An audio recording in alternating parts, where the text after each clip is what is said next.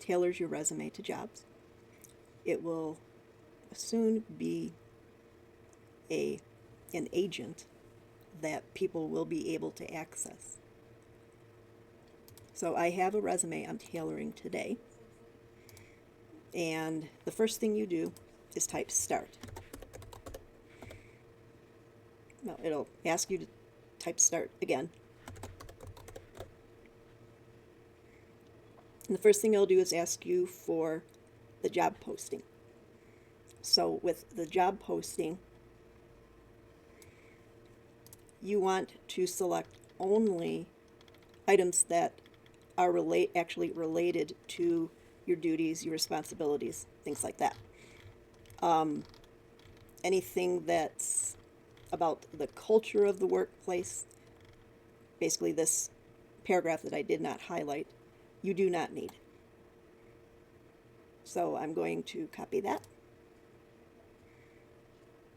and get that out of the way, and then paste. And what it'll do is come back with a list of the 20 most important skills in that posting. So construction management, design consulting, for instance, regulatory and permit coordination, etc. Now what I do is I get the client's resume.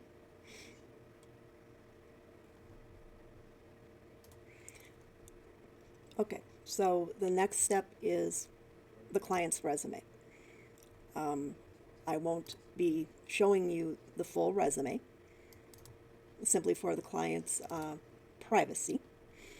But what's important to know is that I create two versions of a client's resume. One is specifically for applying to jobs. The other is specifically for taking to interviews. And the reason why I do it that way is because I've discovered that a resume that is minimally formatted and only uses enter key, not even tabs, parses best in ATS. Give me just a second here.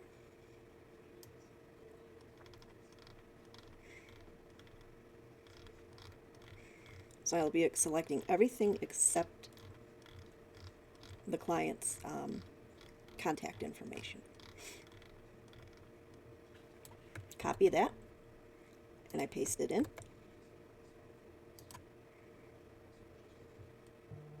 And what it will do is tell me the initial correlation between the resume and the job. And it'll tell me also what keywords are missing.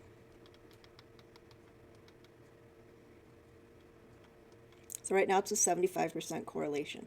We want to get this to 85% or better. I know this client's skills, and I know that I can add each of these to his key skills section without an issue.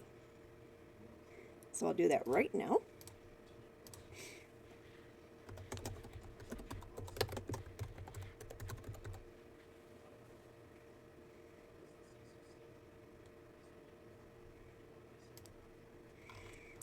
So very quickly, I'll pull the resume over,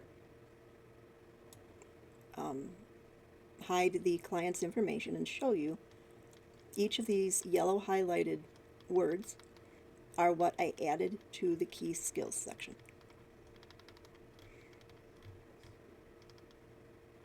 It's very rare for me to actually delete anything from the skills section. And the analysis part clearly explains where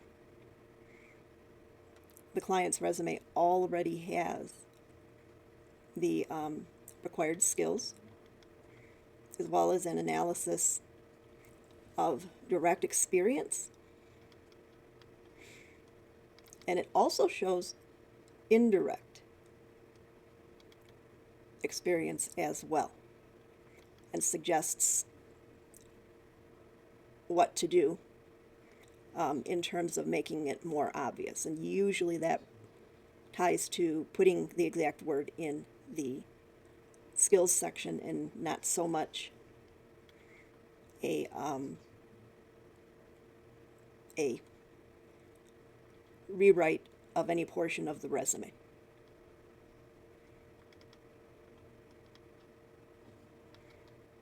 All right. So now I'm going to copy and paste this adjusted resume again.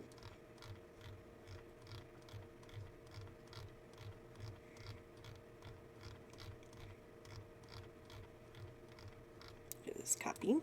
Okay. Paste. And it'll come back.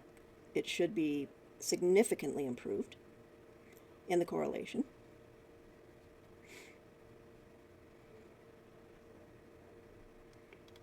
And what you're seeing here is the prompt that it executed.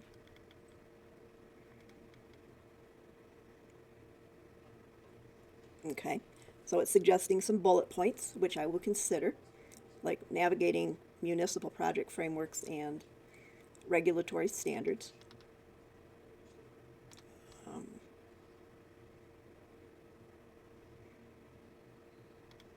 And many of these are very good suggestions.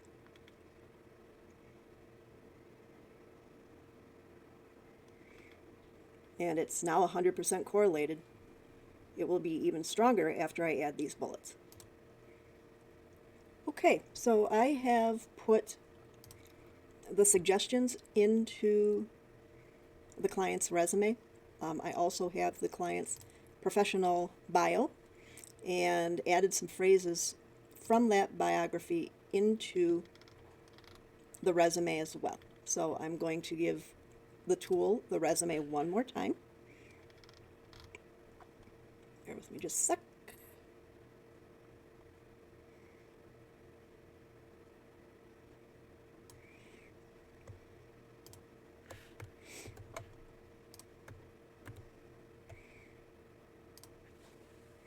And we still should be at 100%.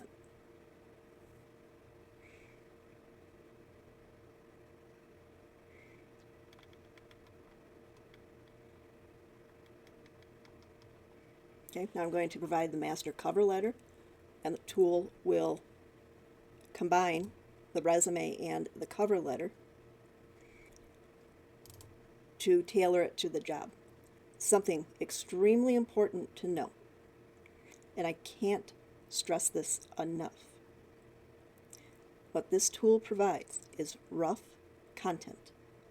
It's not meant to be and never should be copy and paste and you're done with the cover letter. You need to review the content closely and make sure that you edit the information to make it sound like you.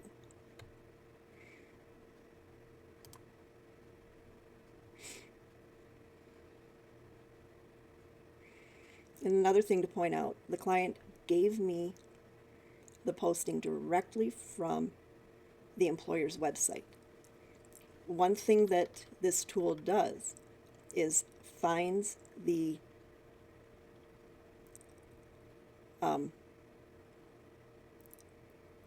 company website the job is posted on for you in case you took it from LinkedIn.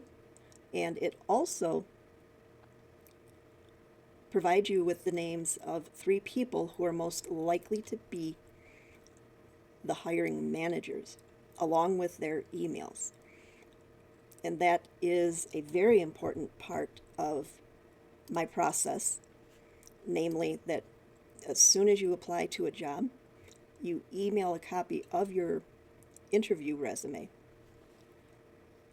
and your cover letter to each of these people. It significantly helps you, hang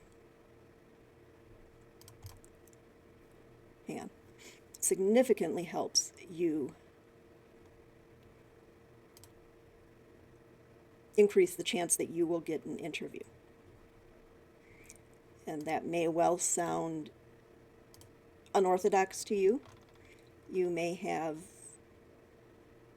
heard that hiring managers hate that, but in reality, that's actually not true. I'm going to pause here while I put this information in the cover letter, and then we'll continue. Okay, so the last piece here is, as I mentioned, the names of the hiring managers. So first of all, it finds the email pattern, first initial, full last name at fcgov.com.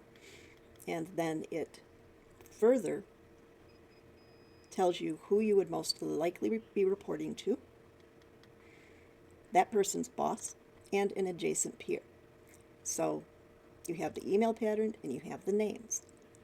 And what you'll do is address the letter that you upload with the application resume to the hiring manager. And then you'll also email that person a copy of the letter with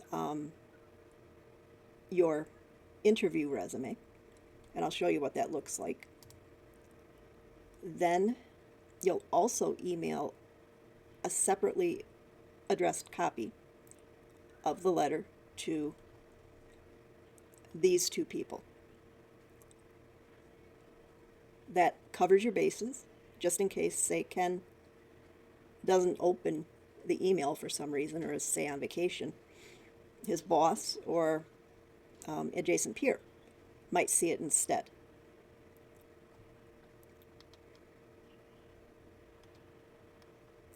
I hope this has proved useful to you, and I also hope that it brings interest in the CareerGPS system and causes you to want to learn more. I will bring a interview resume over briefly. It is not yet customized to the job, but it will be shortly. But as you can see, it's got a little bit of pizzazz to it, and you don't upload this when you apply. Instead, this is what you attach to the emails that I've already discussed, and it's also what you take to interviews. Again, I hope you find this demonstration helpful, and feel free to reach out to me on LinkedIn or at 720-588-9793 to learn more. Thanks again.